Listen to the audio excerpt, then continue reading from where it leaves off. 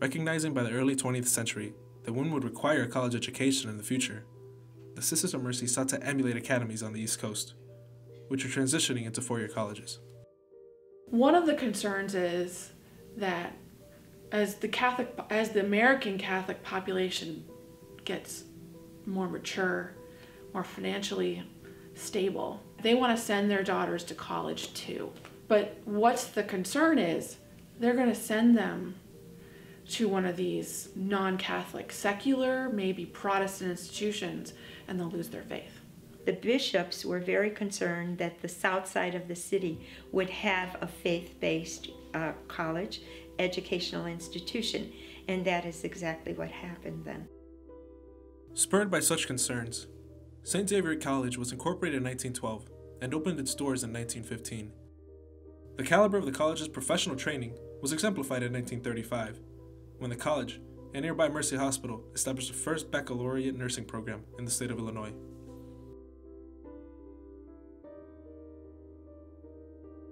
The college soon faced new challenges. In particular, the arrival of hundreds of thousands of African Americans from the South into Chicago during World War I and later World War II changed the city's demography. The new black migrants settled on the city's south side, where they were forced to remain by the unwillingness of Chicago's whites to integrate. In the meantime, growing enrollments were straining the college's capacity. By 1947, the sisters had decided to move the institution further south, and in 1956, they moved to new quarters at 103rd and Central Park. Yet the sisters' mission remained unchanged. I think the Sisters of Mercy always strongly influenced the environments where they were in, and they influenced those environments by passing on the responsibility to make the connection between faith and life, between convictions and action, between the gospel and social realities. Exemplifying this mission, the college faculty, in concert with the Ford Foundation, developed an innovative curriculum in the 1950s, the St. Xavier Plan for the Liberal Education of the Christian Person. It was designed to teach students to integrate knowledge from all of the liberal arts disciplines and to use it to live a purposeful Christian life. But broader changes in the Catholic Church also profoundly changed the college, most notably the convening of the Second Vatican Council in 1962. Within 3 years, the council had opened some church ministries to the laity, and the consequences of that decision would radically reshape the college. All of a sudden, there was a greater awareness that it didn't just have to be priests and nuns.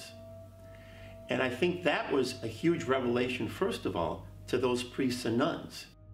One immediate consequence was the dramatic growth of lay faculty at the college. Another was the organization of the John the 23rd Symposium at the college in 1966.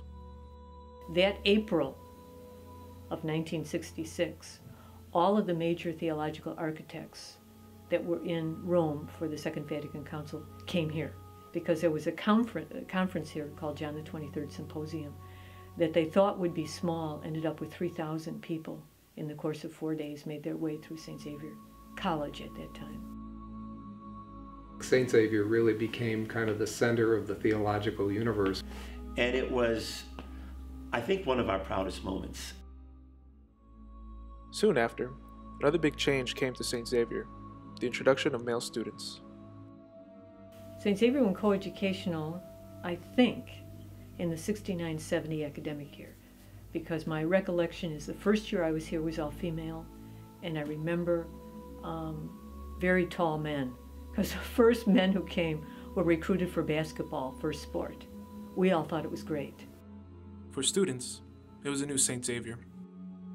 Well, it's one experience to walk down the hall, and most of your teachers are women, and they're religious women, and it's a very different experience to walk down the hall and see people of different nationalities and different cultural backgrounds, and men and women, and every kind of expertise under the sun being represented. So I think that was a good thing. By the 1980s, St. Xavier College was at the cusp of becoming a university.